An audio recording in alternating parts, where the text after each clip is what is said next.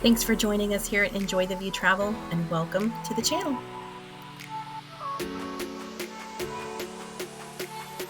This week's View on Travel Season 2 starts now. We're one day until sail away on Celebrity Ascent.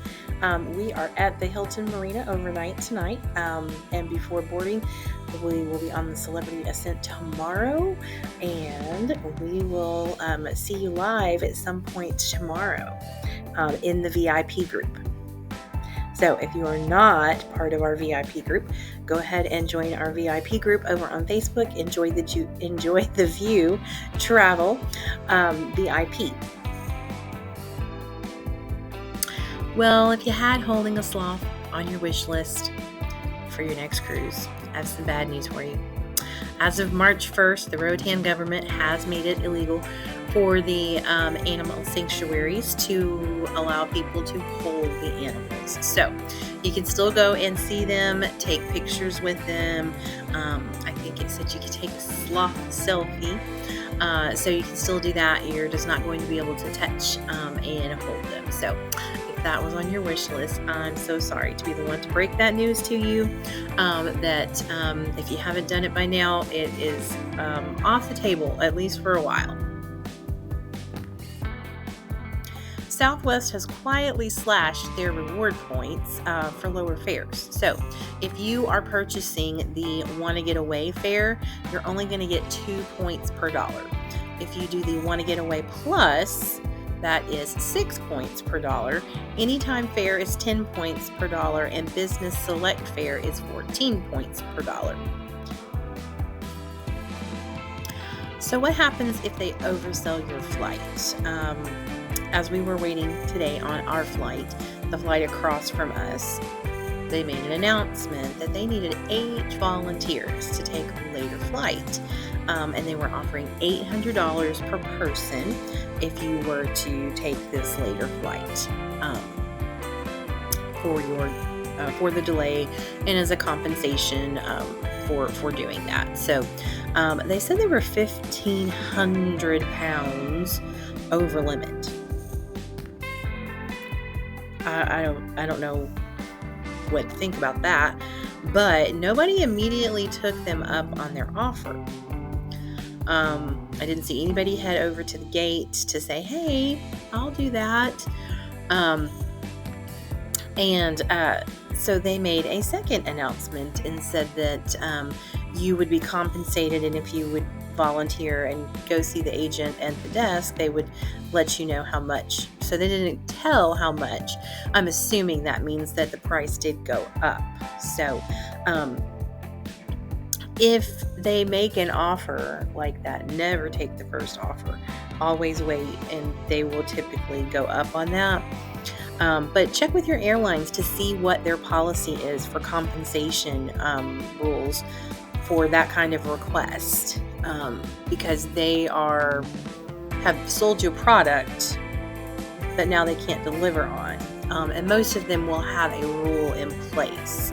I did look up Southwest today only because that's what I was flying, and so I looked to see what their rule on that was, and if your delay is going to be an hour or less, they are not required to compensate you for that.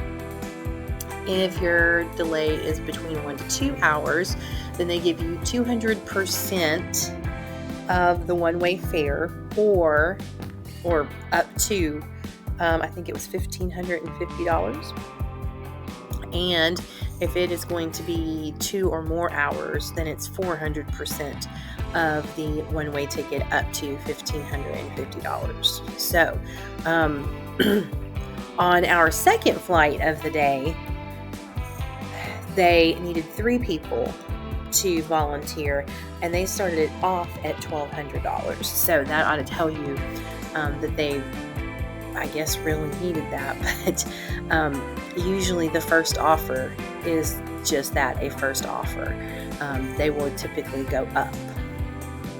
When we flew back in June, also with Southwest, I'm sensing a theme here, they did the same thing. They needed volunteers. Now, I don't remember how many it was from that, but I know it started in the $600 range, but then it went up.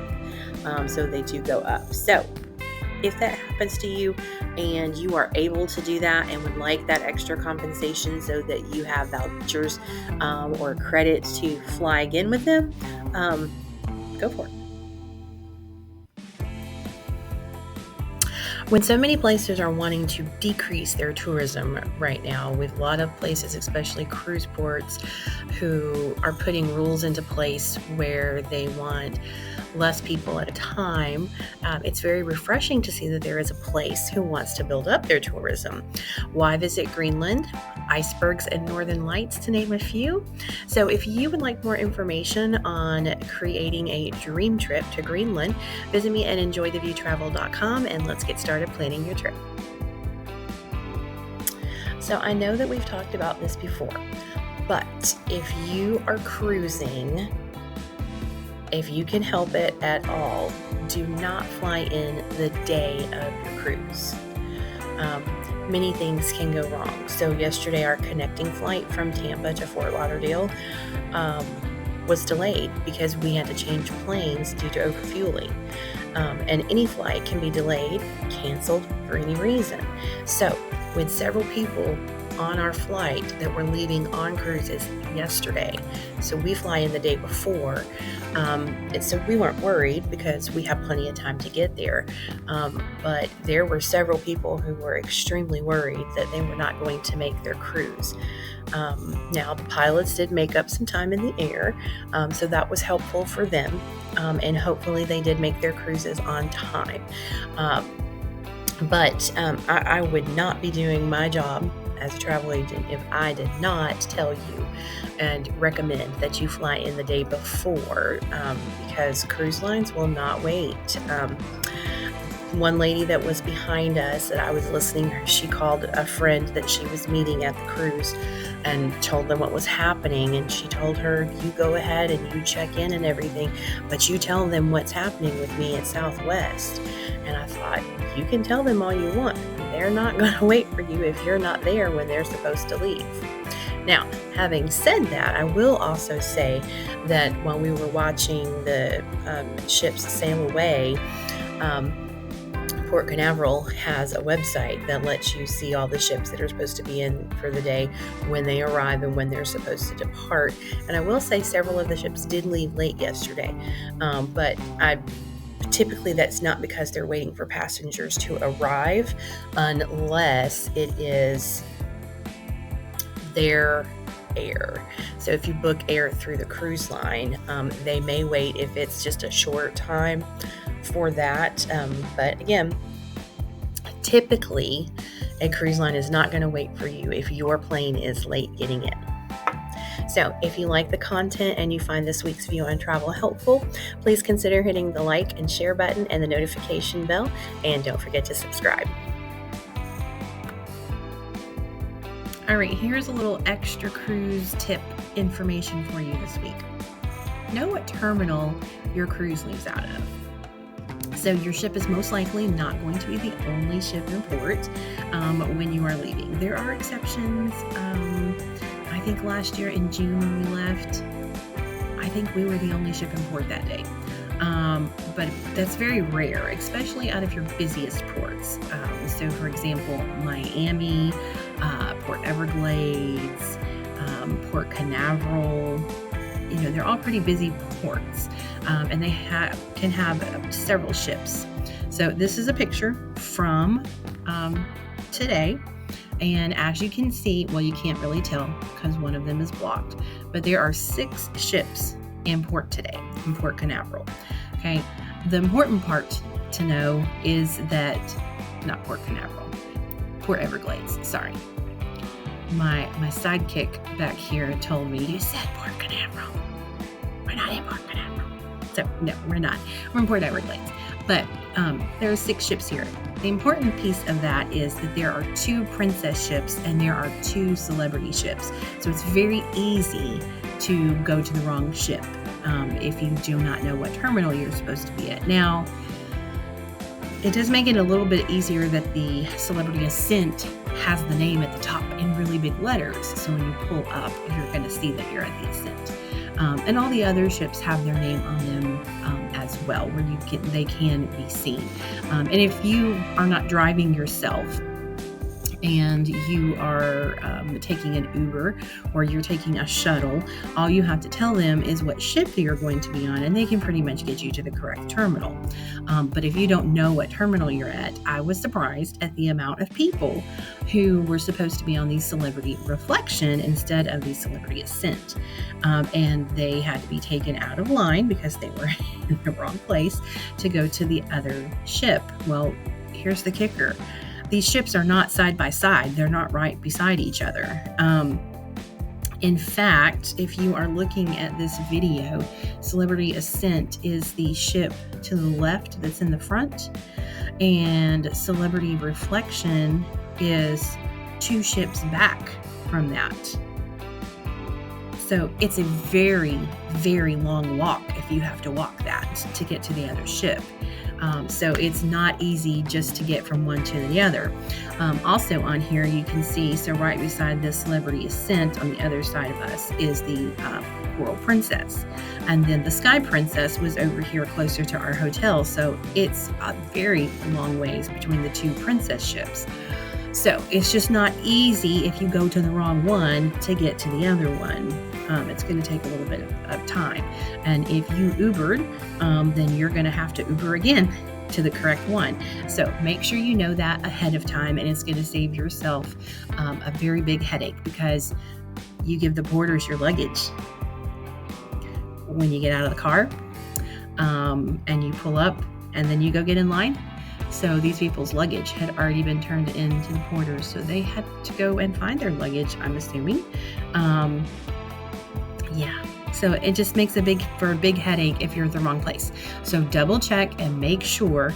And I will say that our porters asked us when we walked up with our luggage, they said, "You were on Celebrity Ascent?" And we said yes.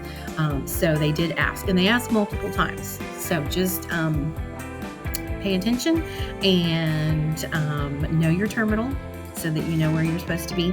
And that way you can start enjoying your cruise a lot sooner. Okay, today's travel deal of the week is more about when you should buy all of your extras for your cruise. For most cruise lines, you'll want to keep an eye out for things like your drink package, Wi-Fi, specialty dining, excursions, because typically these things will go on sale. There are a few cruise lines where this is not the case, but for most of them, that's what you want to do, because that will give you the biggest bang for your buck. All right, travel tip of the week. You want to arrive early for your flights at the airports. So domestic flights, it's recommended that you be there 2 hours before your flight, and international flights 3 hours before your flight. So this also comes in handy if your flight is overbooked. I didn't learn this personally, it didn't happen to me, but if nobody volunteers, when they ask for volunteers, then they start picking people, and they typically pick those who got there last. Those who checked in last are usually the first ones to get bumped, if they have to bump. Also, you get 2 tips today. Pack you some snacks. This is going to help you avoid the lines for food at the airport, because they typically can get long, especially if you are doing a connecting flight and you don't have a great deal of time. If you already have your snacks, you don't have to worry about that. Also, airport food is expensive. Vacation food in general is expensive when you go somewhere, but airport food is really expensive. So we had thought about having breakfast at the airport because we would have time. But when we went and looked, just a regular breakfast of bacon, eggs, and toast was like almost $20. And so it was just like, yeah. So we had snacks that we brought with us. So we just ate our snacks, and they held us over until we got to the hotel where we were already planning to have lunch. So that's my other tip for you. So pack you some snacks to have at the airport and on the plane, because our flight was so short that we were not given regular drink and snack service. We were given water or coffee. Those were your choices. That was it.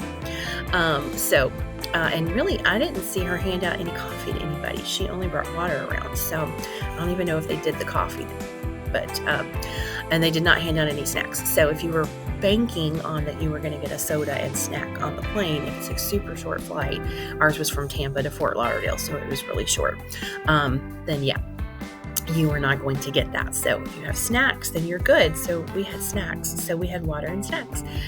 So those are my tips. I hope you have enjoyed this week's View on Travel. And until next time, enjoy the view. Thank you for watching this week's View on Travel. Be sure to visit us at enjoytheviewtravel.com. Be sure to hit that like, share, subscribe, and notification bell so you don't miss our next episode.